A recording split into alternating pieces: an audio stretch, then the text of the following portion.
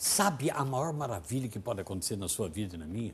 É saber que a gente erra tanto, dá tanta cabeçada, faz tanta burrada na vida e Deus continua nos amando, investindo em nós, esperando o nosso retorno, nos dando sinais de sabedoria, até sinais que doem no nosso coração, mas é Deus falando para nos tirar, para a gente se converter, ser cada vez homens melhores, geração nova, um mundo novo. Apesar de que parece que aos olhos humanos é um caos, nós podemos realmente ser aquilo que Deus quer, a começar em cada um de nós, em cada um de nós. Meu amado, o programa Você Pode Ser Feliz está no ar e a Fabiana de Matão ligou para nós, ela mora no interior de São Paulo, pedindo pela sua saúde e saúde da família. A Maria de Lourdes, Nova Iguaçu, Rio de Janeiro, ela está pedindo pela sua cura e pede pela cirurgia da sua netinha Ana Paula, que vai passar por hoje. A Elza Aparecida mora em Campinas, na Vila Carminha. Henrique, por favor, reze pela dona Ana, ela tem 84 anos de vida e vai passar hoje pelo anestesista para retirar uma mama. Pede a Deus que tudo corra bem. Ô, minha querida, vamos rezar pela dona Ana, sim, colocar em nossas orações do programa e também no nosso sacrário. A Elza Bertós, mora em Monte Alteiro de São Paulo, precisa de uma graça de Deus na libertação de muitas coisas da sua vida. E a Maria Magalhães está ligadinha conosco no estado da Bahia, Santa Maria da Vitória. Henrique, por favor, eu preciso que reze por mim e pela minha família, precisamos encontrar alegria e paz. E a Olívia mora em Coronel Fabriciano, Minas Gerais, no bairro Silvio Pereira, pede oração por ela mesma e agradece a Deus por tudo que está recebendo. Coloca a sua família e muito obrigado em nome de todos. Coloca todos nós aqui da século XXI. Meu amado e minha amada, nós estamos com o programa Você Pode Ser Feliz com a doutora Roseli Cristina e também com a nossa querida irmã, cofundadora da comunidade, Anuncia-me, irmã Anice, e nós estamos falando de árvore genealógica. Eu perguntaria para a senhora, a cura das gerações é o mesmo sentido dessa cura das familiares? É a mesma coisa? É. Olha, tem duas vertentes, né? Sim. Que eu gostaria de esclarecer, Isso. Henrique. Primeiro pela vertente da linha psicológica. Sim, claro. Tá? E depois pela vertente da linha espiritual. Certo. Podemos dizer que as duas, elas vão juntas, elas caminham juntas. É um tema altamente complexo. Não tenho a pretensão de esgotá-lo aqui. Claro. Tá? Eu vou trazer apenas algumas pinceladas de reflexão, mas eu quero deixar assim bem claro mesmo que eu vou falar no aspecto psicológico e quando eu abordar o aspecto espiritual, eu vou falar como cristã, Como uma pessoa não cristã, como psicóloga, não como psicóloga. mas Isso como é muito cristã, importante, né? tá?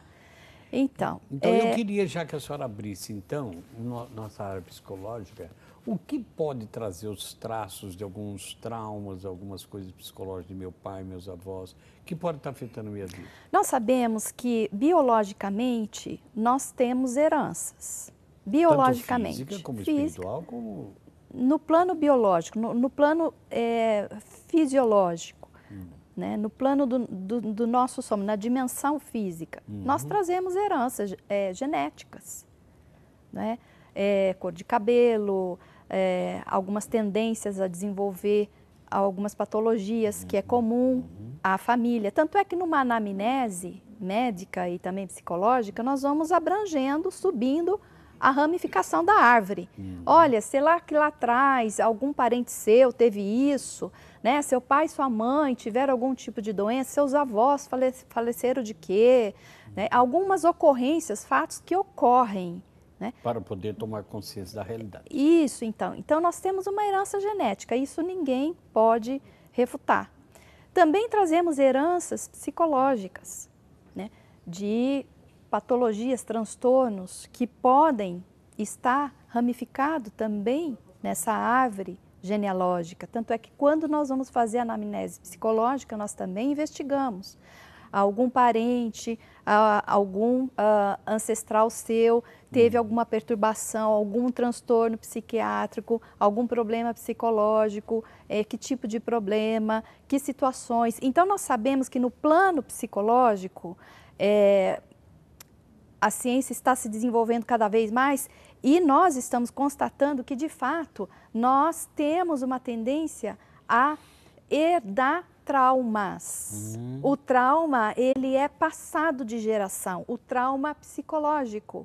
Então, ele é passado de geração. Isso é a ciência que está dizendo.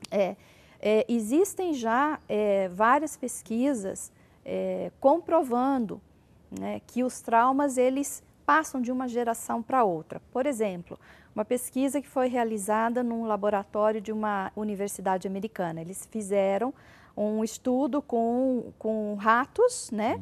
E eles pegaram um casal de ratos e eles traumatizaram esse rato através de manipulação e deixaram esses ratos estressados, né? Com um determinado medo de tocar numa determinada barra, que eles eram, eles tinham choques, e ali no choque eles ficavam traumatizados, né? E esse casalzinho de ratos, eles procriaram.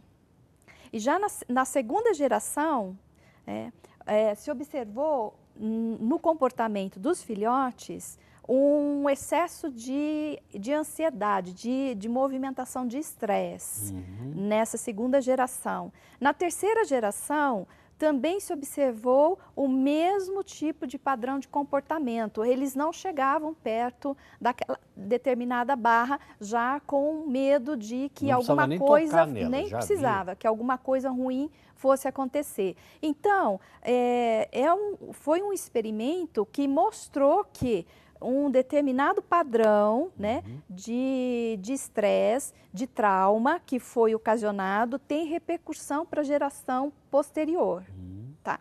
E traduzindo esse modelo para nós, seres humanos, nós não temos como constatar, não temos ainda como observar, como levar para um laboratório como que um avô, um bisavô que sofreu um determinado trauma tem uma repercussão na vida de um neto ou de um bisneto. Nós constatamos através de fatos, mas aí se trata de trauma psicológico, que vem através de mortes repentinas, súbitas, mortes violentas, suicídios, assassinatos, abortos espontâneos, acidentes fatais, participação de guerras, pessoas que participaram de guerras traz também continuidade, né, no trauma da linha de família, né? Então, são situações bem identificadas que perturba aí a ordem, né, emocional, a ordem de vínculos e que forma então uma espécie de memória no campo da família, onde através dos vínculos que temos com os nossos familiares, e esses vínculos eles existem, são vínculos de afeto, né, e que são transmitidos através de, nós não sabemos exatamente qual seria o veículo que se transmite, né? Pode ser através de determinados genes que têm uma leitura psicológica e que há um compartilhar desses traumas dentro do sistema de família e que pode passar de geração em geração. Isso não quer dizer que esse padrão é um padrão determinado. Não, não é um padrão determinado. Certo. Ah, porque meu bisavô assassinou uma pessoa, então o neto vai também, de qualquer forma, sendo condicionado a assassinar também. Não é um padrão determinado. Mas existe sim uma possibilidade disso vir a se repetir. Como existem padrões que claramente nós observamos em famílias onde há determinados conflitos familiares, onde se predomina brigas entre irmãos, brigas por herança, dificuldades de manter relacionamento, então muito divórcio na família, muita separação de casais, ou alguns padrões tipo de transtornos de humor, transtornos depressivos que se mantêm na geração, né? Então tem famílias que a gente observa que desde a avó, bisavó já vem um padrão mesmo de depressão, né? De transtornos, de fobias, de certas fobias, né? Então há uma transmissão transgeracional do trauma, né? E que pode repercutir e que um sintoma que uma pessoa pode desenvolver nem sempre está no ambiente, né, do próprio indivíduo, mas pode estar no ambiente né, familiar, inclusive lá atrás esse sintoma está repercutindo atualmente na vida dessa pessoa. Doutora Roseli Manice, ontem nós tivemos uma missão em São Paulo. Quero mandar um abraço para o meu amigo Paulo, um jovem casado, que ele me procurou em determinado momento pedindo oração. E eu rezei por ele um pouco, depois perguntei o que afligia. Ele falou: Henrique, brota uma raiva tão grande em mim, sem motivo nenhum, que eu chego em casa, eu bato no meu filho que tem 4 anos. Entende? Mas falei, mas por que? Ele fez alguma travessura? Não, me explode uma raiva muito grande, eu não sei, algo, parece que é algo diabólico e tal, falando assim. E rezei, depois a gente partilhou outra hora. E nós fomos descobrir, então, assim, sem ter dado andamento psicológico nisso, que o pai foi muito repressor com ele. E também era um pai que ausente, presente fisicamente, mas ausente, e que, por causa de ser repressor, provocava nele e nas irmãs dele uma reação de repulsa pelo pai. Então aí eu pergunto para a senhora, né? Eu não tenho experiência psicológica nisso, a não ser o poder de Deus para orar. Esse Paulo poderia estar tendo essas explosões de raiva de repente para a criança começa a fazer uma birrinha, ele já explode para bater, porque também ele pode ter trazido essa revolta dentro do pai, que talvez tenha trazido do avô. Sim. Há sempre uma cadeia, né, de um fluxo que vai passando de uma geração para outra. Perguntei para ele, você não gosta de ouvir querendo chorar? Não, não é isso. É meu filho.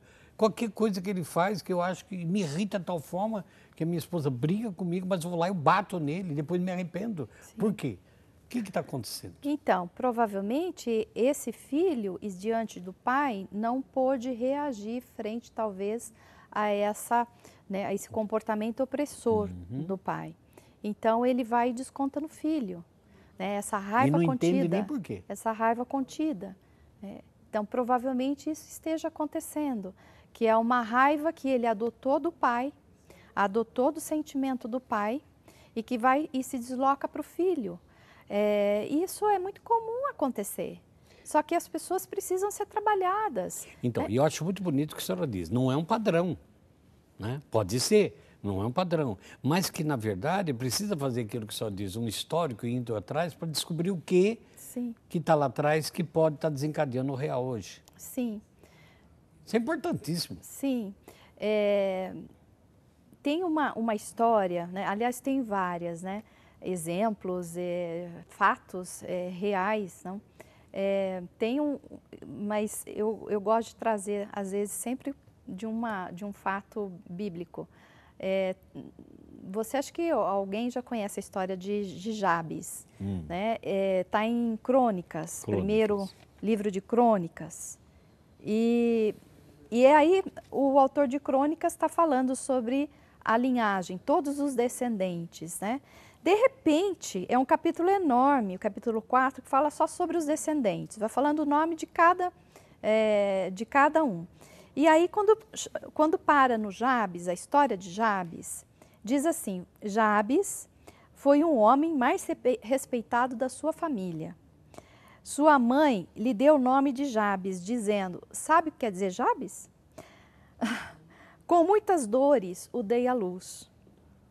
Jabes orou a Deus de Israel, abençoa-me e aumenta as minhas terras, as minhas fronteiras, em outras traduções, né? Que a tua mão esteja comigo, guardando-me de males e livrando-me de dores. E Deus atendeu ao seu pedido. Aí o autor continua descrevendo toda a linhagem, toda a descendência. Eu gosto desse trecho aqui porque o autor quis sublinhar algo para não deixar passar em branco. Destacou isso. Destacou, né? O que nós podemos extrair desse texto aqui? A sua mãe lhe deu o nome de Jabes, que quer dizer, Jabes quer dizer dores. Você imagina o que é um filho receber o nome de dores? De dores. Todo mundo chamar ele dores aqui, dores de lá. Que impacto emocional, que impacto psicológico tem sobre uma pessoa que se chama Dores, o tempo todo sendo chamada de Dores. Certamente, esse Jabes, ele deve ter sido um homem que sofreu um trauma de rejeição da mãe, que foi discriminado na família, que foi talvez ridicularizado, que foi talvez inferiorizado. Ele deve ter se sentido culpado porque a mãe, né, o teve com dores. E a mãe fez questão de descrever esse quadro. Né? Você é o filho das dores, né? Me trouxe a dor. Você imagina que situação para um filho imaginar, né, que provocou uma dor na mãe. Agora, você imagina a mãe chamando esse filho, todas as pessoas chamando esse filho de dores, e os irmãos, a mãe colocando o nome de um de divino, outro de estrela, outro de luz, não é? E ele de dores. Psiquicamente, qual foi a ação? Qual deveria ter sido a ação através, né, de chamá-lo desse jeito? Quanto que ele não deve ter se sentindo mal por isso, não é mesmo? No entanto, né, ele clamou a Deus. É aí que eu vi isso. Ele clamou a Deus. Né? E aí o que ele clamou? Que a tua mão abençoa-me e aumenta as minhas terras. Eu imagino, aumentar as terras devia ser um homem oprimido, um homem fracassado, preso. Um homem preso nesses traumas. Limitado. Exatamente, um homem que não tinha visão, que não tinha condições de olhar além, porque estava oprimido diante do próprio trauma psicológico, né? Um homem paralisado. Exatamente. E ele, então, teve uma unção, talvez, um momento de lucidez, um momento da graça, e ele fez a oração, abençoa-me e aumenta as minhas terras, ou seja, abençoa-me, traga toda a bênção que eu necessito, para que eu possa ver além daquilo que eu sou, além daquilo que me prende, além daquilo que me sufoca, seja os traumas, seja o trauma da rejeição, seja o complexo de inferioridade, seja a discriminação, seja a vergonha por me chamar dores. Para não ficar sendo dor. Para não ser, exatamente. Aí ele diz que a tua mão esteja comigo, guardando-me de males e livrando-me de dores. Olha que lindo. Né? E Deus atendeu ao seu pedido. Então, eu quero, assim, iniciar mesmo todo esse estudo através desse exemplo de Jabes, que por mais que você esteja enredado, né, no emaranhado sistêmico, dentro da sua família, trazendo traumas, principalmente traumas de rejeição e outros desdobramentos, há saída para você. Há uma saída para você. Amém. Tá? Assim como houve para Jabes. Amém. Jabes foi um exemplo de que ele, mesmo aprisionado através do trauma, tá? Ele foi abençoado e Deus atendeu o seu pedido. Amém. Meu amado, então, com essa riqueza que nós estamos aprendendo, nós vamos a mais um intervalo, continue ligando, 0 prestadora 19 3871 9620 e e-mail, a Anice está aqui esperando seu e-mail, serfeliz@rs21.com.br. Voltamos já.